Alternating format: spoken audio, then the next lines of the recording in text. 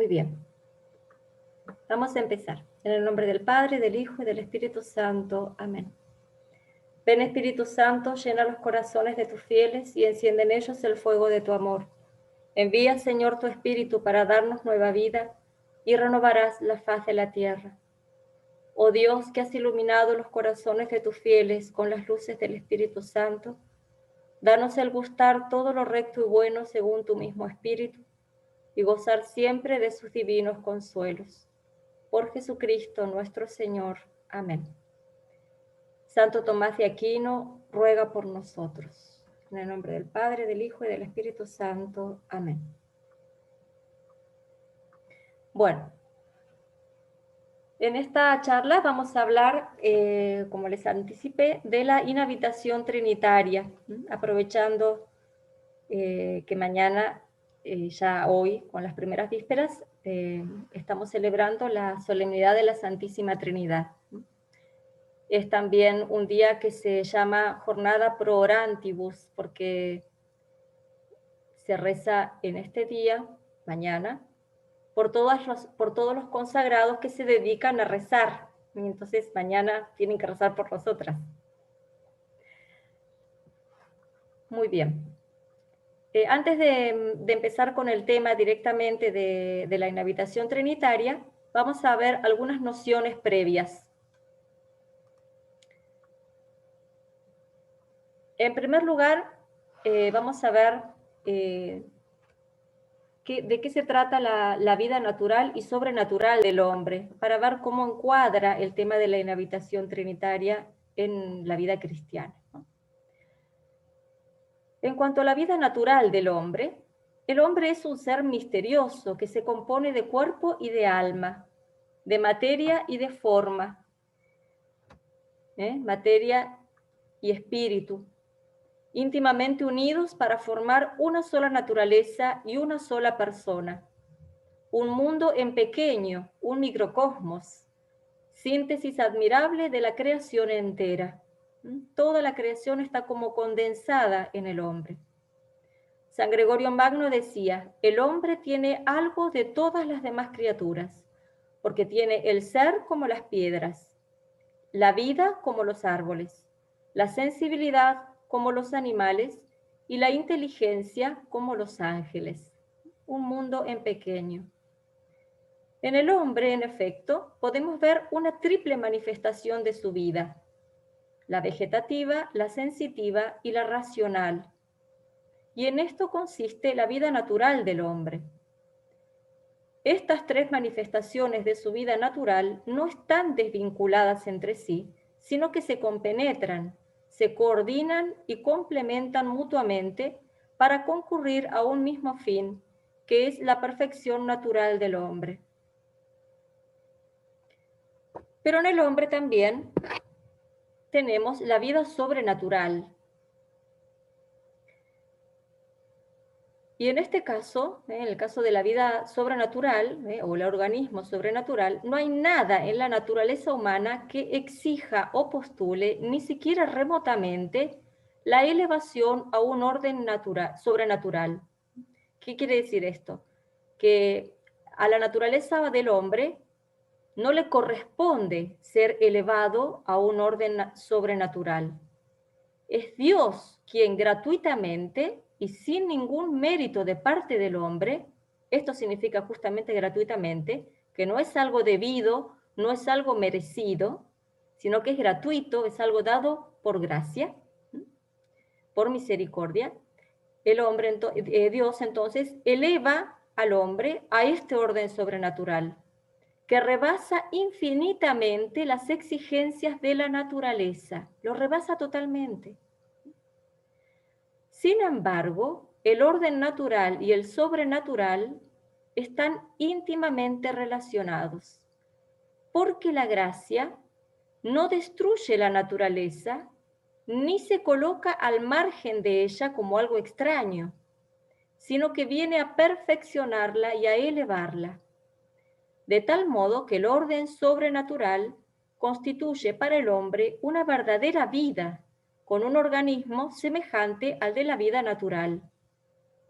En efecto, Nosotros tenemos un organismo natural, formado por un cuerpo perfectamente organizado con su sistema neurológico, sanguíneo, óseo, muscular, reproductivo, digestivo, respiratorio, y un alma que es el principio espiritual, no material, sino espiritual, porque el alma es espíritu, es el principio espiritual, principio vital de nuestra vida natural, de tal modo que cuando el alma se separa del cuerpo, el cuerpo muere. ¿Por qué? Porque el alma, justamente, es principio vital.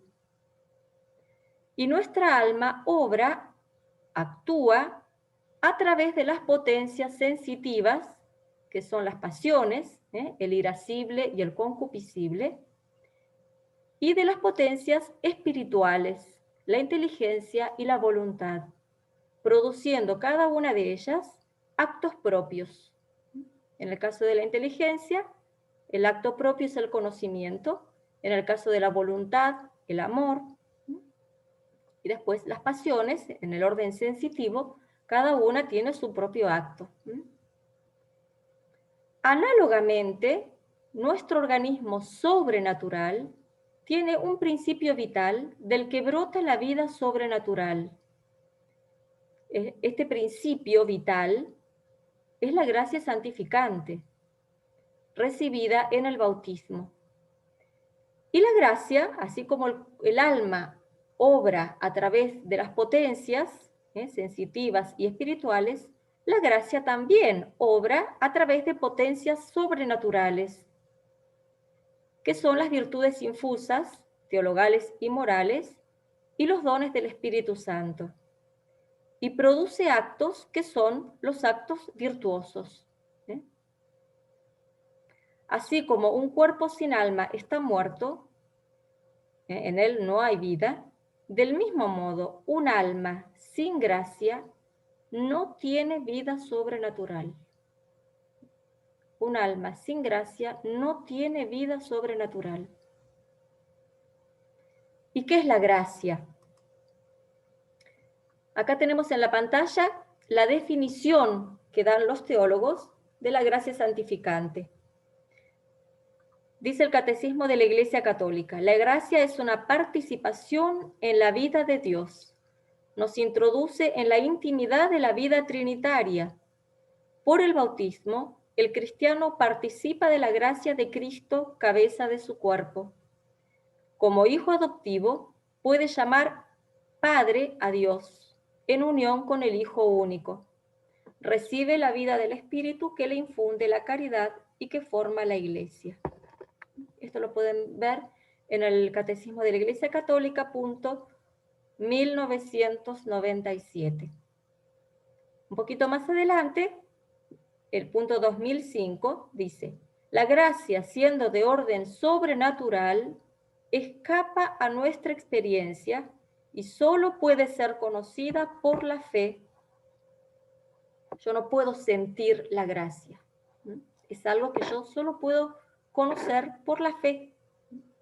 Por tanto, no podemos fundarnos en nuestros sentimientos o en nuestras obras para deducir de ellos que estamos justificados y salvados. Esto lo dice el Concilio de Trento. Es algo de fe. Sin embargo, según las palabras del Señor, por sus frutos los conoceréis. La consideración de los beneficios de Dios en nuestra vida y en la vida de los santos nos ofrece una garantía de que la gracia está actuando en nosotros y nos incita a una fe cada vez mayor y a una actitud de pobreza llena de confianza. Y el Catecismo cita como un ejemplo de esta actitud de pobreza y de confianza las palabras con las que respondió Santa Juana de Arco a una pregunta capciosa de sus jueces. Santa Juana de Arco, como ustedes saben, fue martirizada, ella es mártir, fue quemada viva. La acusaban de brujería, ¿no? Ella contesta, cuando le preguntan si ella sabía si estaba en gracia, dice: si no lo estoy, que Dios me quiera poner en ella. Si estoy, que Dios me quiera conservar en ella. La gracia, como se la define en teología, es un don sobrenatural infundido por Dios en nuestras almas para darnos una participación verdadera y real de su propia naturaleza divina, hacernos hijos suyos y herederos de la gloria. Una muy densa definición que vamos a desglosar un poquito para entenderla más. En primer lugar, dice que es un don. Y el Catecismo de la Iglesia Católica, en el punto 1999, dice: la gracia de Cristo es el don gratuito que Dios nos hace de su vida, infundida por el Espíritu Santo en nuestra alma, para sanarla del pecado y santificarla. Es la gracia santificante o divinizadora recibida en el bautismo. Es algo dado de parte de Dios y recibido de parte nuestra. No es algo que se nos debe. No es algo que surja de la naturaleza. En segundo lugar, dice que es un don sobrenatural, es decir, la gracia supera infinitamente el orden natural, de tal modo que el menor grado de gracia, el poquitito de gracia más chiquitito que se pueda considerar, vale muchísimo más que toda la realidad creada. Toda la creación comparada con el mínimo grado de gracia es nada. ¿Por qué? Porque es otro orden. Es otro orden. La creación está en el orden natural. La gracia está en el orden sobrenatural. Es otro orden y por eso no se lo puede comparar. Por eso Santo Tomás de Aquino dice que el bien de la gracia de un solo individuo, una sola persona en gracia, es mayor que el bien natural de todo el universo. Esto para que valoremos el tesoro de la gracia. En el punto 2000 dice el Catecismo de la Iglesia Católica: la gracia santificante es un don habitual, una disposición estable y sobrenatural que perfecciona al alma para hacerla capaz de vivir con Dios y de obrar por su amor. En tercer lugar, dice la definición que es un don sobrenatural infundido por Dios. Solo Dios puede infundirla en el alma.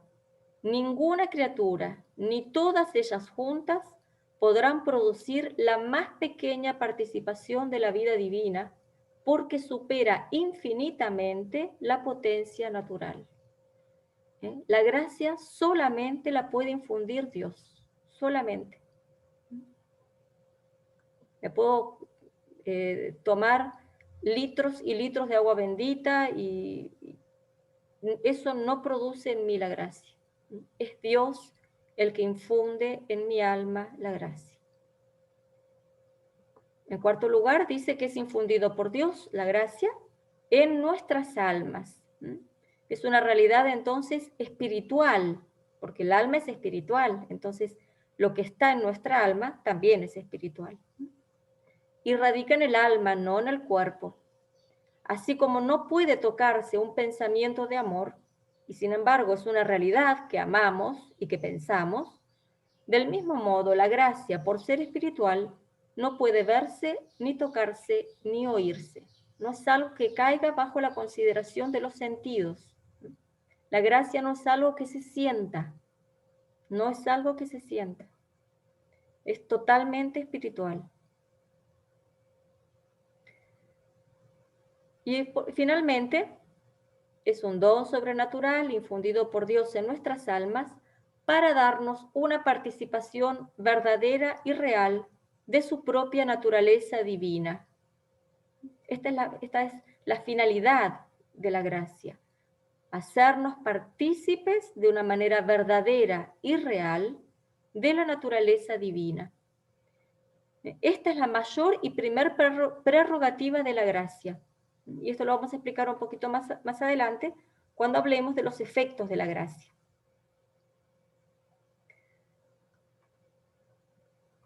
Nos hace entonces partícipes de la naturaleza divina y nos hace hijos de Dios y herederos de la gloria. Hijos de Dios y herederos de la gloria. Y esto es consecuencia de lo anterior. Nosotros somos hijos de nuestros padres porque hemos recibido de ellos, por generación biológica, su propia naturaleza humana. Ellos nos han participado la naturaleza humana por vía natural. Dios nos transmite su naturaleza divina, pero no por generación natural, sino por vía de adopción. Nosotros recibimos una participación de su naturaleza, participación real y verdadera, pero solo participación. ¿Sí? Participación significa tomar parte, una parte, no todo. Así nosotros no somos hijos naturales de Dios, sino hijos por adopción. Solo el Hijo de Dios es hijo por naturaleza, porque recibe del Padre absolutamente toda la naturaleza divina. Tal como la tiene el Padre, así la tiene el Hijo. Y esto por vía de generación. Y por eso es Dios como el Padre, una sola cosa con Él. Sin embargo, nuestra filiación respecto de Dios, nuestra adopción, no es algo externo o ficticio. Somos, por la gracia, verdaderos hijos de Dios. Por adopción, pero verdaderos hijos de Dios. Nuestra adopción divina no es como la adopción de la tierra. Los hijos adoptivos en este mundo solo reciben el apellido y el derecho a la herencia familiar, que son cosas meramente externas. No reciben la sangre, el código genético, etcétera, de los padres adoptivos. En cambio, Dios, cuando nos adopta por la gracia, nos comunica en forma muy real y verdadera su propia naturaleza divina, de tal modo que el alma se hace participante de la misma vida de Dios, al punto que no solo nos llamamos, sino que verdaderamente somos hijos de Dios. Y así lo dice San Juan en su primera carta. Ved qué amor tan grande nos ha mostrado el Padre, que seamos llamados hijos de Dios y que lo seamos de verdad. Y San Pablo decía, no habéis recibido el espíritu de siervos para recaer en el temor. Antes, habéis recibido el espíritu de adopción por el que clamamos, Abba, Padre.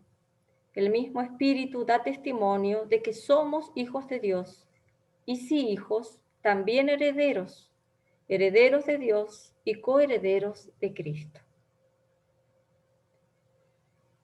Entonces nos hace esta gracia hijos de Dios y herederos de la gloria, que es consecuencia lógica y obligada de nuestra filiación adoptiva.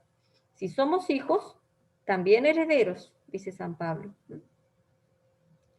Toda la herencia del Hijo es también nuestra, justamente porque la gracia nos hace verdaderos hijos de Dios, aunque por adopción.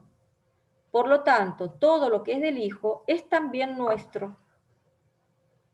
Cristo ha sido constituido heredero de todas las cosas, dice San Pablo. Por tanto, todo nos pertenece a título de herederos. Y así dice San Pablo, todo es vuestro, vosotros de Cristo y Cristo de Dios. Aquí no podemos dejar de recordar la oración del alma enamorada de San Juan de la Cruz, que dice, míos son los cielos y mía es la tierra, mías son las gentes, los justos son míos y míos los pecadores. Los ángeles son míos y la Madre de Dios y todas las cosas son mías. Y el mismo Dios es mío y para mí, porque Cristo es mío y todo para mí. Pues, ¿qué pides y buscas, alma mía? Tuyo es todo esto y todo es para ti. No te pongas en menos, ni repares en migajas que se caen de la mesa de tu Padre. Sal fuera y gloríate en tu gloria. Escóndete en ella y goza, y alcanzarás las peticiones de tu corazón. Somos hijos y herederos, y como Cristo es heredero de todo, también nosotros, junto con Él, somos dueños de todo. Resumiendo entonces, la gracia santificante es un don gratuito de Dios, un hábito estable, no es algo transeúnte que está fugazmente, solo se pierde por el pecado mortal. Pero mientras no cometemos un pecado mortal, es algo estable, que se recibe en el sacramento del bautismo, y en el caso de que se pierda por el pecado mortal, se recupera por la confesión. Es algo real, aunque espiritual, no es algo simbólico, es algo real, es algo divino, aunque es creado. Y Niere se inserta en lo más íntimo y profundo de nuestra alma y la penetra de un modo misterioso e inefable, haciendo las veces de una segunda naturaleza, alma de nuestra alma. Es la vida de nuestra alma la gracia. Y por ser algo divino, eleva nuestra alma a un orden superior, sobrenatural, es decir, por encima de lo natural, por encima de nuestra naturaleza. La gracia, al hacernos partícipes de la vida divina, nos une a Cristo, nos incorpora a Cristo, haciéndonos una sola cosa con Él, un miembro suyo, y nos hace hijos adoptivos de Dios. La gracia es el fundamento, la esencia de la vida cristiana. Sin gracia no hay unión con Cristo y por tanto tampoco vida sobrenatural. Junto con la gracia se nos infunden las virtudes teologales y morales infusas, la fe, la esperanza, la caridad, las teologales, y las morales que son la justicia, la prudencia, fortaleza y templanza. Estas virtudes son las que nos permiten obrar de modo sobrenatural, realizando actos que nos merecen el cielo. Y además los dones del Espíritu Santo que nos hacen obrar al modo de Dios, produciendo actos perfectísimos. Todo cuanto podamos hacer o intentar separados de Cristo no tiene valor alguno ante Dios. Nuestra oración, buenas obras, sacrificios y sufrimientos tendrán valor santificador en la medida en que estemos unidos a Cristo por la gracia. No tienen valor alguno sin Cristo. Y puesto que Él es el único camino para ir al Padre, y el Padre nos ama únicamente porque amamos a Cristo y hemos creído que ha salido de Dios, Dios nos mira a través de Cristo y acepta nuestras peticiones si las formulamos en su nombre. Sin Cristo estamos completamente muertos, como el sarmiento separado de la vid. En una palabra, sin Cristo no somos nada ni podemos hacer absolutamente nada. Y esto es lo que nos dijo Cristo en la última cena. Sin mí no podéis hacer nada. Nada de lo que hacemos sin estar en estado de gracia sirve para ganarnos el cielo. En cambio, en gracia, estando en gracia de Dios, cualquier cosa buena que nosotros hacemos, ofrecidas a Dios, ¿no? Ofrecidas, nos merecen el cielo. La esencia de la vida cristiana consistirá en nuestra incorporación a Cristo. Y el progreso y desarrollo de esta vida cristiana, el proceso de nuestra santificación, consistirá esencialmente no en tener éxtasis, ni arrobamientos, ni grandes sentimientos, ¿no? Consiste esencialmente en ir incrementando sin cesar esta incorporación a Cristo hasta poder decir con el apóstol, ya no soy yo quien vivo, es Cristo quien vive en mí. Y esto se hace por medio de la práctica de la virtud, que es lo que nos va configurando con Jesucristo. Muy bien. Toda esta larga introducción la teníamos que hacer para comprender uno de los misterios más grandes de nuestra vida cristiana, que es la inhabitación de la Santísima Trinidad en nuestra alma. Se trata de una de las verdades más claramente manifestadas en el Nuevo Testamento. Vamos a recordar aquí algunos de los textos, solo algunos. En el Evangelio de San Juan dice Jesús: el que me ama guardará mi palabra, y mi Padre lo amará, y vendremos a él y haremos morada en él. San Juan en su primera carta: nosotros hemos conocido el amor que Dios nos tiene y hemos creído en él. Dios es amor, y quien permanece en el amor permanece en Dios y Dios en él. San Pablo, en la primera a los Corintios: ¿no sabéis que sois templos de Dios y que el Espíritu de Dios habita en vosotros? Si alguno destruye el templo de Dios, Dios lo destruirá a él, porque el templo de Dios es santo, y ese templo sois vosotros.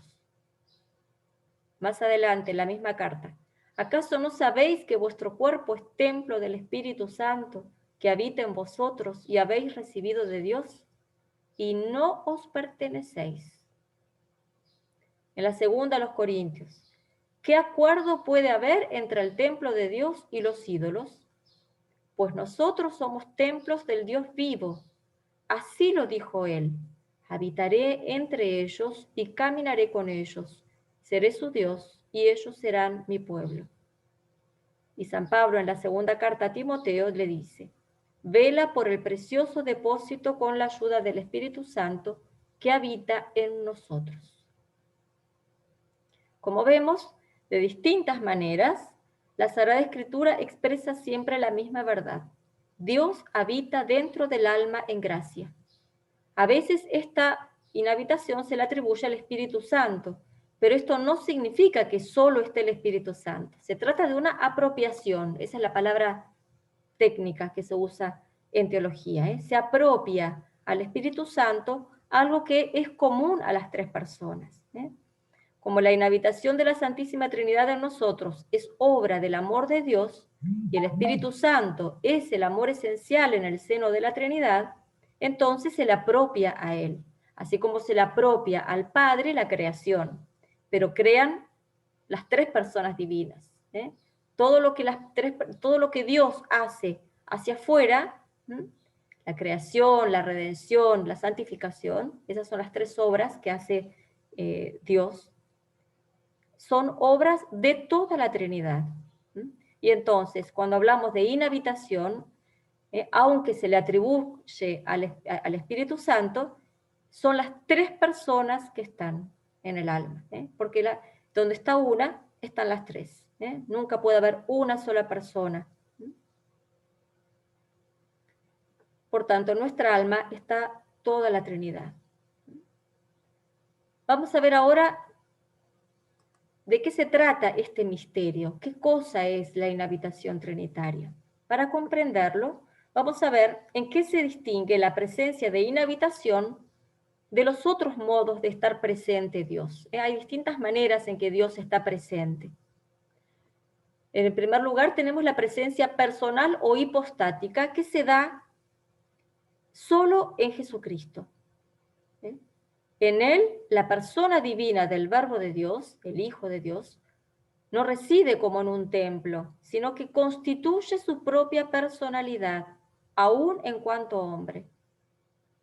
Por esta unión hipostática significa personal, porque viene de la palabra hipóstasis, que en griego significa persona. Entonces, la unión personal, la unión hipostática, se da solo en Jesucristo, porque la persona de Jesucristo es persona divina. Nosotros tenemos una persona humana, en nuestro yo es un yo humano. Jesucristo es Dios y es hombre, pero en cuanto hombre no tiene yo humano, tiene un yo divino, que es el Verbo, la segunda persona de la Trinidad. ¿Mm? Por eso cuando aprendemos el catecismo nos dicen que Jesucristo tiene dos naturalezas y una persona. Dos naturalezas, una humana y otra divina, y una persona, la divina. ¿Mm? A esta presencia nos referimos ahora, ¿eh? La presencia hipostática, que solo se da en Jesucristo. No hay otra, no hay otro ejemplo de esto. ¿Mm? En segundo lugar tenemos la presencia eucarística. Este modo de presencia en la Eucaristía es único también. Directa e inmediatamente está presente el cuerpo y la sangre de Cristo, que es lo que significa las palabras de la consagración. Cuando el sacerdote consagra el cuerpo, el pan, dice, tomad y comed, esto es mi cuerpo. Entonces, directamente, por el sentido de las palabras, ahí está presente el cuerpo de Cristo. Y en el vino, cuando consagra el vino, dice, esta es mi sangre. Entonces, directamente, allí está la sangre de Cristo, porque es lo que significan las palabras. Pero también está, así como donde está el cuerpo, está también la sangre, porque el cuerpo y la sangre no están separados en Cristo, sino que están unidos. También está allí el Verbo, el Hijo de Dios, por su unión personal con ese cuerpo y con esa sangre. Y también está el Padre y el Espíritu Santo, porque las tres personas divinas son absolutamente inseparables. Donde está una, están las tres. Este misterio se llama circuncisión, lo vamos a ver un poquito más adelante, que es el hecho justamente de que las personas divinas siempre están juntas, nunca están separadas. Así como en Cristo está presente la persona del Verbo, pero también está allí el Padre y el Espíritu Santo, en la Eucaristía también. Allí está el cuerpo y la sangre de Cristo. Está la persona del Hijo de Dios, porque está unido a ese cuerpo. Y como está el Hijo, está también el Padre y está también el Espíritu Santo. En tercer lugar, tenemos la presencia de visión. Dios está presente en todas partes, eso lo sabemos también por el catecismo, pero no se deja ver en todas partes. Solo se deja ver en el cielo, por los bienaventurados. Allí los santos, los que se han salvado, lo ven, porque Dios se deja ver. Pero eso se da solo en el cielo, y por eso es una presencia también exclusiva. Así como la presencia personal o hipostática se da solo en Jesucristo, la presencia eucarística se da solo en la Eucaristía, la presencia de visión se da solo en el cielo, porque solo en el cielo lo podemos ver a Dios. Así, tal cual es. Dios está entonces en el cielo, dejándose ver, y a este modo de presencia se le llama presencia de visión. En cuarto lugar, tenemos la presencia de inmensidad. La inmensidad es un atributo exclusivo de Dios. Dios está en todos lados, justamente porque es inmenso, no tiene medida. Eso significa inmensidad, que no se puede medir. Esto significa que Dios está realmente presente en todas partes, y no hay criatura ni lugar donde no se encuentre Dios. Y es lo que dice el Salmo, si escalo el cielo, allí estás tú. Si me hundo en el abismo, allí te encuentro. Esta presencia de inmensidad se da por tres capítulos, por decirlo de alguna manera, de tres maneras. En primer lugar, por esencia, en cuanto que Dios está dando y conservando en el ser a todo lo que existe, análogamente a como una usina eléctrica está alimentando constantemente el foco de luz. Si Dios suspendiera por un instante su acción conservadora sobre cualquier ser, ese ser desaparecería inmediatamente en la nada, del mismo modo que la lámpara eléctrica se apaga inmediatamente cuando le cortamos la corriente. Si algo existe, es porque Dios no solamente lo creó, sino que lo está conservando en el ser.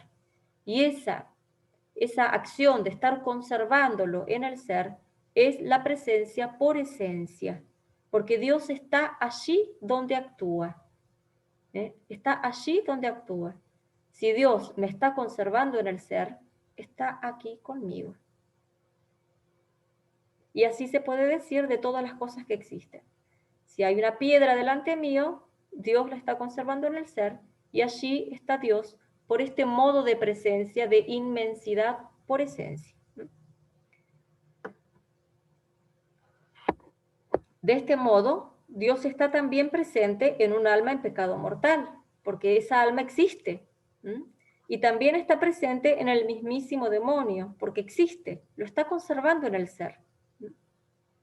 Sin esta presencia de inmensidad, las cosas no serían.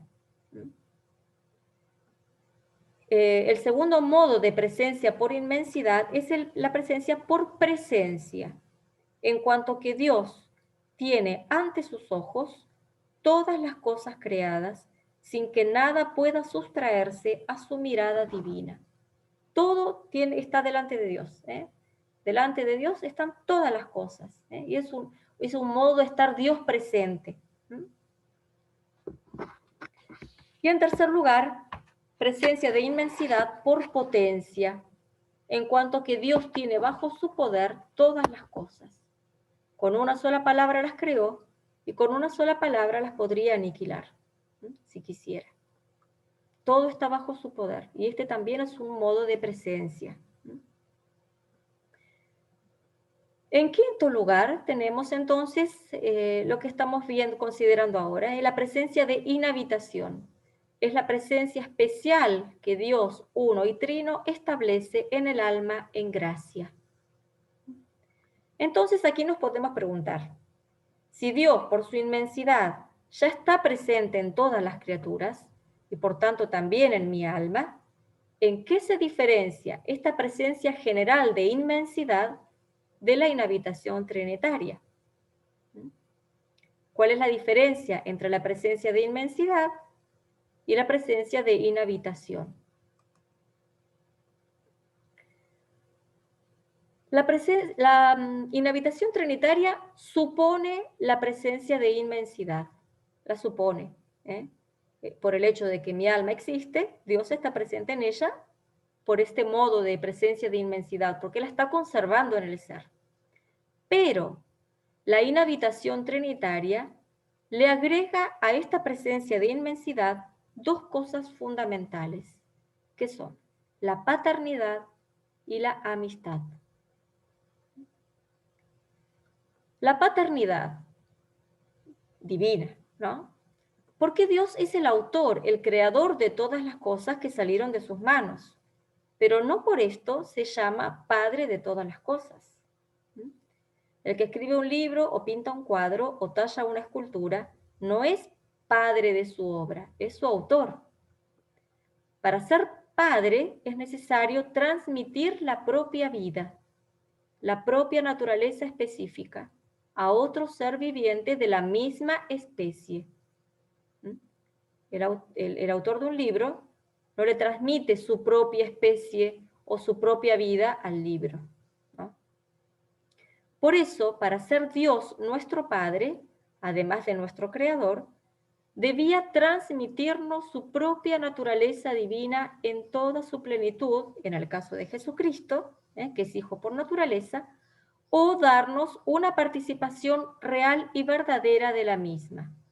Una participación al Hijo, a Jesucristo, a la persona segunda de la Trinidad, le transmite la propia naturaleza divina en su plenitud.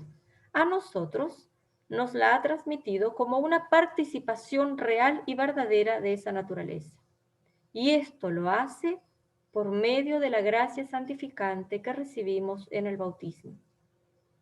Por ella, por esta gracia santificante, el alma se hace verdaderamente hija de Dios por adopción. Y desde ese momento, Dios, que ya residía en el alma por su presencia general de inmensidad, comienza a estar en ella como padre y a mirarla como verdadera hija suya. Esta es la primera característica de la presencia de inhabitación, incomparablemente superior a la simple presencia de inmensidad. Dios está presente en todas las cosas, dando el ser, pero solo en el alma en gracia está presente como Padre. Por tanto, la inhabitación trinitaria supone siempre la gracia santificante, y sin ella no puede darse. Y por eso, cuando cometemos la desgracia de caer en pecado mortal, perdemos la gracia y también perdemos esta presencia de la inhabitación trinitaria. Porque la inhabitación trinitaria no se da sin la gracia santificante. La recuperamos cuando recuperamos la gracia por la confesión. Pero si no estamos en gracia, Dios no habita en nosotros de esta manera, como Padre. No está la Trinidad en nuestra alma. La segunda nota que le agrega la inhabitación trinitaria es la amistad. Como dijimos al hablar de la gracia, junto con la gracia nos vienen las virtudes infusas, teologales y morales. Y entre ellas, la principal es la caridad sobrenatural, la virtud teologal de la caridad. La caridad establece una verdadera y mutua amistad entre Dios y los hombres. Por eso, cuando Dios infunde en un alma la gracia santificante y con ella la caridad teologal, Dios comienza a estar en ella de un modo completamente nuevo, como verdadero amigo. Y este es el segundo aspecto de la inhabitación trinitaria. Fíjense entonces si es distinta la inhabitación trinitaria de la presencia de inmensidad. La misma diferencia que hay entre una piedra y una de ustedes. Presencia íntima de Dios uno y trino como Padre y amigo. Esta es la esencia de la inhabitación de la Trinidad en el alma justificada por la gracia y la caridad.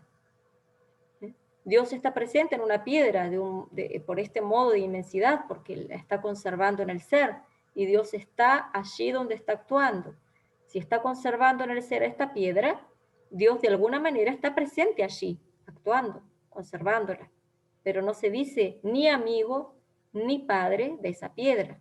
Y la piedra, menos todavía, es consciente de esa relación con Dios. Y lo mismo se diga de las plantas, de los animales y de un alma en pecado mortal.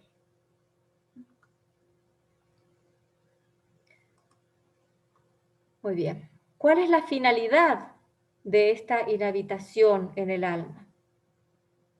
La inhabitación trinitaria en nuestras almas es el primero y mayor de todos los dones de Dios, pues nos da la posesión real y verdadera, repito, posesión real y verdadera del mismo ser infinito de Dios. Incluso es mayor que la gracia santificante, la inhabitación trinitaria. Porque la gracia santificante, aun siendo de un valor inapreciable, vale infinitamente menos que la inhabitación. Atención, porque la gracia santificante es un don creado, es algo creado. En cambio, la inhabitación es la misma Trinidad Santísima en nuestra alma, que en teología se la llama, a esta inhabitación, gracia increada, porque es el mismo Dios el que viene a habitar en nosotros como en un templo. En cambio, la gracia, aún siendo de un valor inestimable y en todo superior, como les dije antes, a toda la creación natural, sin embargo, es algo creado. Dios crea la gracia santificante para hacernos partícipes de su naturaleza divina. Pero la inhabitación trinitaria, o sea, la presencia de Dios uno y trino en nuestra alma, es de un valor infinitamente superior al de la gracia, porque es justamente la inhabitación del mismo Dios. La gracia santificante penetra y empapa formalmente nuestra alma, divinizándola, pero la inhabitación es el mismo Dios tal como es en sí mismo, uno en esencia y trino en personas, insertado en nuestra alma. Dos son las finalidades de la inhabitación trinitaria en nuestra alma. En primer lugar, la Santísima Trinidad inhabita en nuestra alma para hacernos participantes de su vida íntima divina y transformarnos en Dios. La vida íntima de Dios en el seno de la Santísima Trinidad es un misterio inefable. Dios Padre, desde toda la eternidad, engendra al Hijo en un acto de conocimiento único, infinito. Y ambos, desde toda la eternidad, se aman con un amor infinito. Y este acto de amor mutuo, divino y eterno, es el mismo Espíritu Santo. Tres personas distintas, pero una misma esencia divina, un único Dios, en quien solo hay distinción de personas. Esto que acabo de decir es un balbuceo que intenta comprender y explicar de algún modo el misterio insondable de la Trinidad. Pues bien, por increíble que nos parezca, Dios quiere habitar en el alma de sus hijos para hacernos entrar en esta comunión de conocimiento y amor, para hacernos partícipes de esta vida divina y así transformarnos en Dios en la medida en que es posible a una simple criatura. Y aquí, aclaro, no cabe ningún delirio panteísta. No hay comparación entre lo que hablan ahora con todo el tema de la New Age y todas las distintas escuelas orientalistas y los Reiki y los yogas y todos los demás. Cuando hablan de la unión con Dios, lo hacen en términos panteístas. Acá lo que estamos diciendo es otra cosa, que no tiene nada que ver. Nada más errado ni más absurdo que pensar en un cambio sustancial de la naturaleza humana en naturaleza divina. No. La unión mística no es esto. Se trata únicamente de una participación analógica. Analógica significa, en cierto modo, en algo parecido y en algo distinto. Eso significa analógico. Se trata entonces de una participación analógica y accidental, es decir, conservando el hombre lo propio del hombre. Santo Tomás pone el ejemplo de un hierro metido en un horno de fuego. El hierro adquiere las propiedades del fuego, se pone incandescente como el fuego. Se hace fuego por participación, pero no pierde su propia naturaleza de hierro, sigue siendo hierro.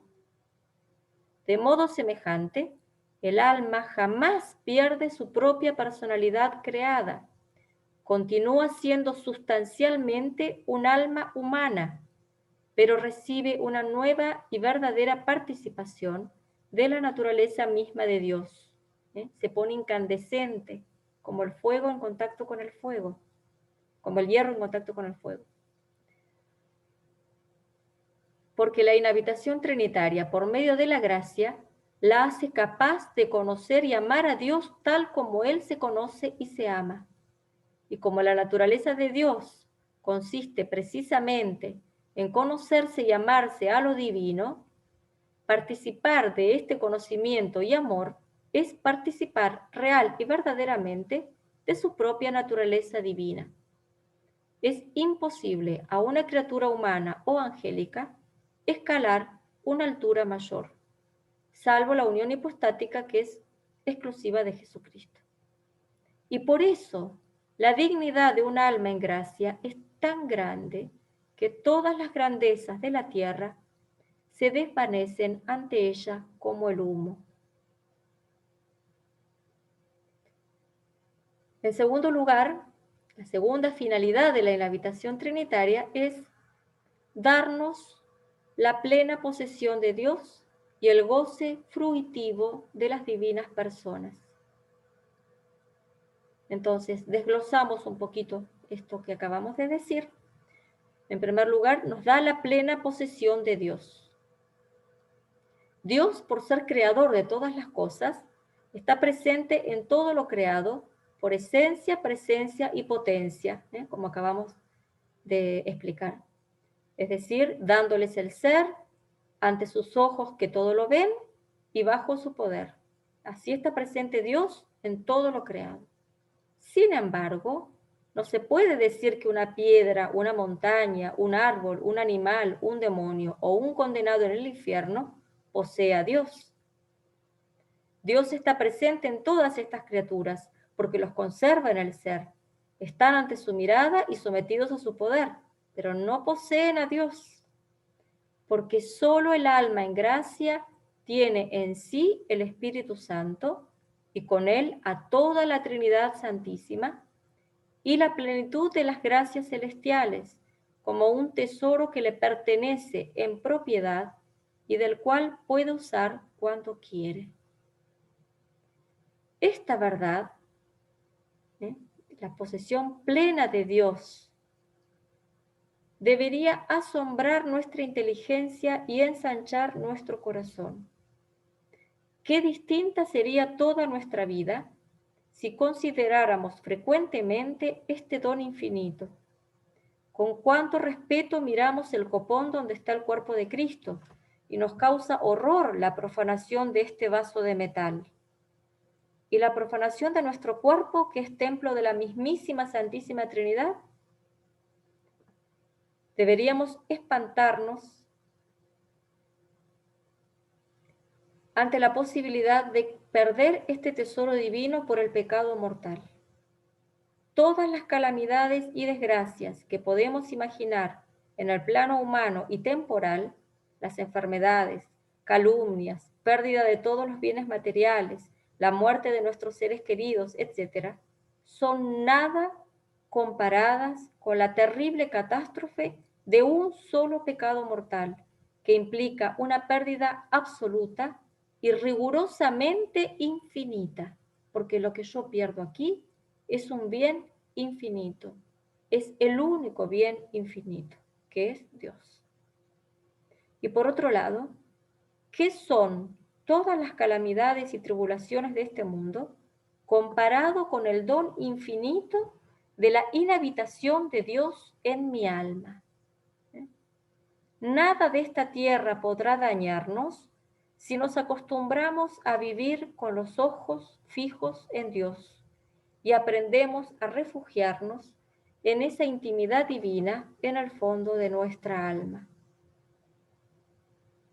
Sor Isabel de la Trinidad, santa, una santa carmelita, le escribe a su superiora una última carta antes de morir y entre otras cosas le dice: viva en lo más hondo de su alma.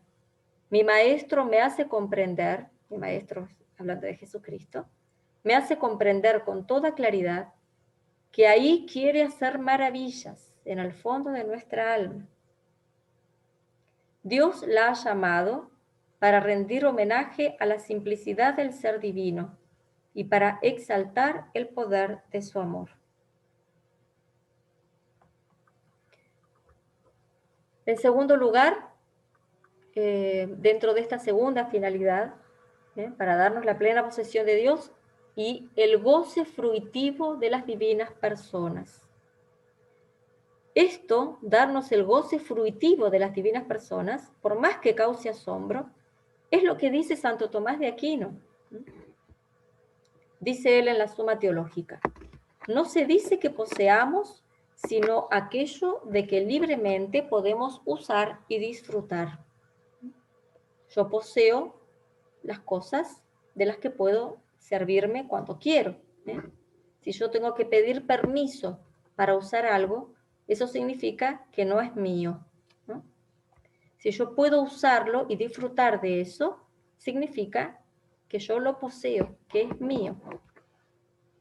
Ahora bien, solo por la gracia santificante tenemos la potestad de disfrutar de la persona divina. Por el don de la gracia santificante, es perfeccionada la criatura racional, no solo para usar libremente de aquel don creado, de la gracia, sino para gozar de la misma persona divina. La realidad profunda de estas palabras han sido vividas y experimentadas por muchos místicos, entre ellos Santa Catalina de Siena, Santa Teresa, San Juan de la Cruz, Santa Isabel de la Trinidad y muchos otros. Yo voy a citar ahora algunos textos de algunos de estos santos que dejaron por escrito esas experiencias que tuvieron. Dice Santa Teresa: quiere ya nuestro buen Dios quitarle las escamas de los ojos y que vea y entienda algo de la merced que le hace, aunque es por una manera extraña, y metida en aquella morada por visión intelectual, por cierta manera de representación de la verdad, se le muestra la Santísima Trinidad y estas personas distintas, y por una noticia admirable que se da al alma, entiende con grandísima verdad ser las tres personas una sustancia y un poder y un saber y un solo Dios. De manera que lo que tenemos por fe, allí lo entiende el alma. Podemos decir como por vista, aunque no es vista con los ojos del alma ni del cuerpo, porque no es visión imaginaria. Aquí se le comunican las tres personas y le hablan y le dan a entender aquellas palabras que dijo el Señor, que vendrían Él y el Padre y el Espíritu Santo a morar con el alma que le ama y guarda sus mandamientos. Oh, válgame Dios, sigue diciendo la santa, cuán diferente cosa es oír estas palabras y creerlas a entender por esta manera cuán verdaderas son. Y cada día se espanta más esta alma, está hablando de ella misma, ¿no? Porque nunca más le parece se fueron de ella, sino que notoriamente ve que están en lo interior de su alma, en lo muy, muy interior, en una cosa muy honda, que no sabe cómo es, ni cómo explicarlo, porque no tiene letras ella, ¿no? Siente en sí esta divina compañía. Sor Isabel de la Trinidad decía: he aquí como yo entiendo ser la casa de Dios, viviendo en el seno de la tranquila Trinidad, en mi abismo interior, en esta fortaleza inexpugnable del santo recogimiento de que habla San Juan de la Cruz. David cantaba: anhela mi alma y desfallece en los atrios del Señor. Me parece que esta debe ser la actitud de toda alma que se recoge en sus atrios interiores para contemplar allí a su Dios y ponerse en contacto estrechísimo con Él. Se siente desfallecer en un divino desvanecimiento ante la presencia de este amor todopoderoso, de esta majestad infinita que mora en ella. No es la vida quien la abandona, es ella quien desprecia esta vida natural y quien se retira porque siente que no es digna de su esencia tan rica y que se va a morir y a desaparecer en su Dios. Así pues, una de las finalidades de la inhabitación trinitaria en nuestra alma es darnos una experiencia inefable de este grandísimo misterio de Dios, que es un anticipo de la vida del cielo. Y por eso decía Sor Isabel de la Trinidad: he hallado mi cielo en la tierra, pues el cielo es Dios y Dios está en mi alma. Y aunque esta experiencia, tal como la han vivido y expresado los santos, es el grado más elevado y sublime de la unión mística con Dios, sin embargo, esto no significa que sea un favor extraordinario, es decir, que sea algo fuera de lo común, ¿no? Sino que entra en el desarrollo normal de la gracia santificante. Y todos los cristianos están llamados a estas alturas, y a ellas llegarían si fueran perfectamente fieles a la gracia y no paralizaran con sus continuas resistencias la acción santificadora progresiva del Espíritu Santo. ¿Qué quiere decir esto? todos estamos llamados a esta unión mística con Dios, aún sin efectos extraordinarios, sin raptos, sin éxtasis, sin visiones, sin revelaciones. Eso no es la vía normal, digamos. Dios puede darle esas gracias a algunos santos y de hecho lo hace, pero no es algo que entra en la esencia de la santidad. Sí entra en la esencia de la santidad a la que estamos todos llamados, esta unión mística con Dios.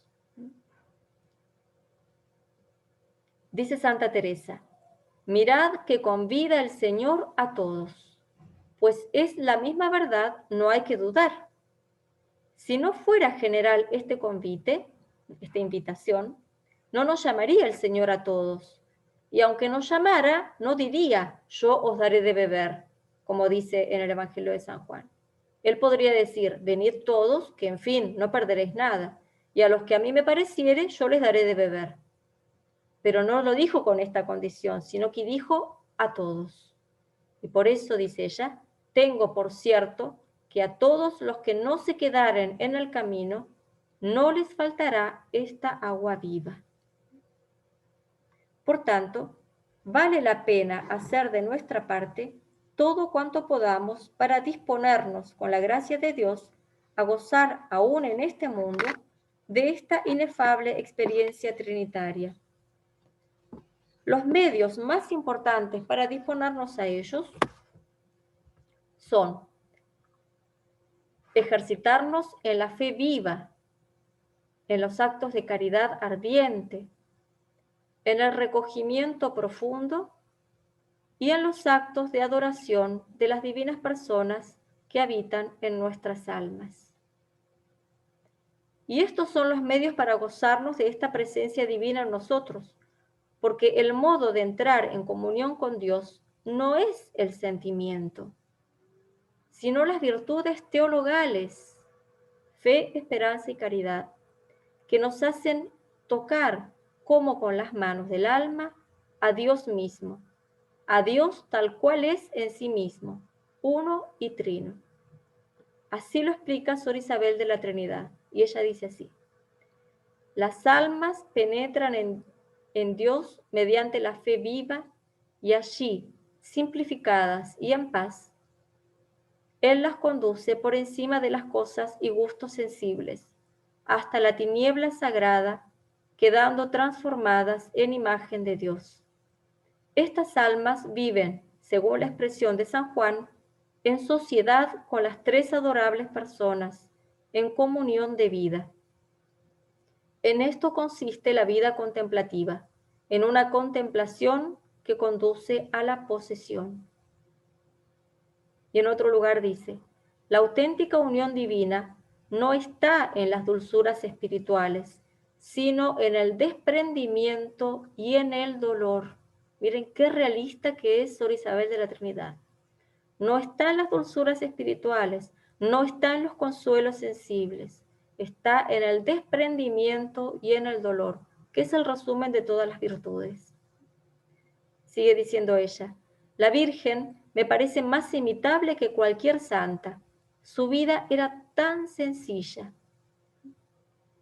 Me parece, dice ella, que mi misión en el cielo consistirá en atraer las almas al recogimiento interior, ayudándoles a salir de ellas mismas, o sea, olvidarse de uno mismo, dejar nuestros egoísmos, buscarnos siempre nuestra propia comodidad, nuestro propio gusto, ayudándoles a salir de ellas mismas para unirse al Señor a través de un movimiento sencillo y amoroso y conservarlas en ese gran silencio interior que permite a Dios imprimirse en ellas, transformarlas en Él mismo.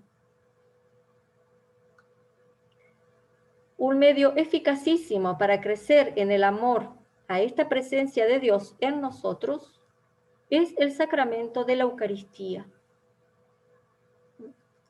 Son pocos los católicos que saben que al recibir la Eucaristía no solo recibimos a Cristo, sino también al Padre y al Espíritu Santo, porque las tres personas divinas son inseparables entre sí. Donde está una, están las otras dos, necesariamente, por ese misterio inefable que los teólogos llaman divina circuncisión. La palabra que les cité al principio, la divina circuncisión. Este misterio ha sido revelado expresamente por Jesucristo, la circuncisión, y definido oficialmente por el magisterio de la Iglesia. San Juan cita las palabras textuales de Jesucristo diciendo: yo y el Padre somos una sola cosa. El Padre está en mí y yo en el Padre. El Evangelio de San Juan, capítulo 10, versículo 30 y 38. Otra cita de San Juan: el que me ha visto a mí, ha visto al Padre.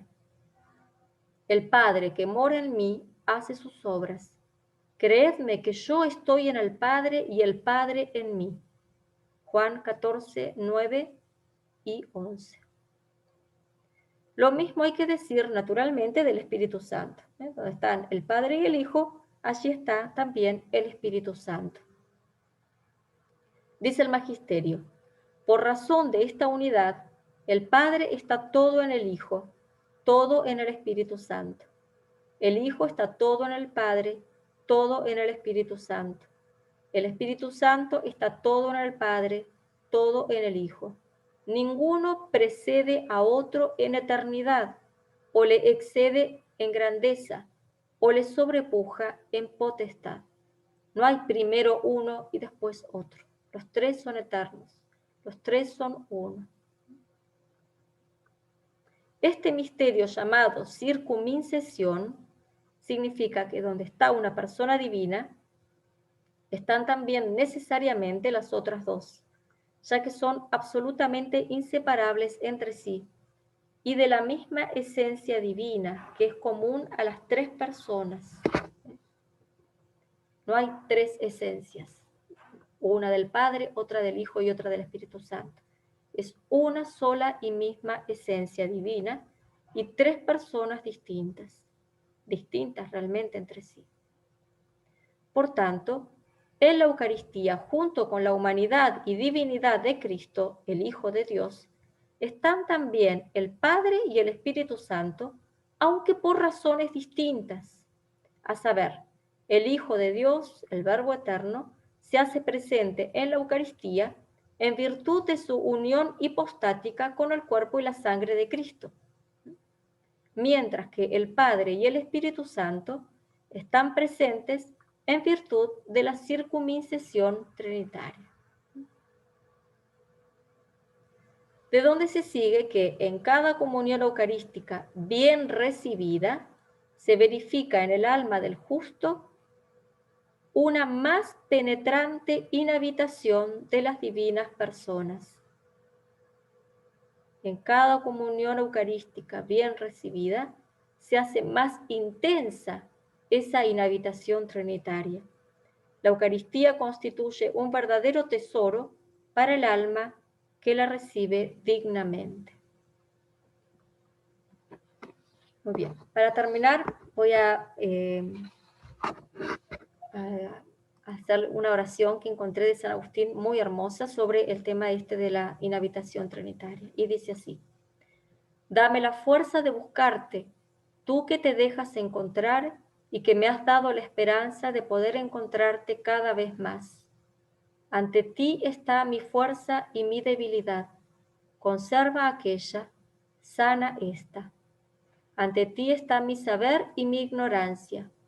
Allí donde tú me has abierto, acoge a quien entra. Allí donde has cerrado, abre a quien llama. Haz que me acuerde siempre de ti, te comprenda, te ame. Haz crecer todo esto en mí hasta que me transformes totalmente. En el nombre del Padre, del Hijo y del Espíritu Santo. Amén.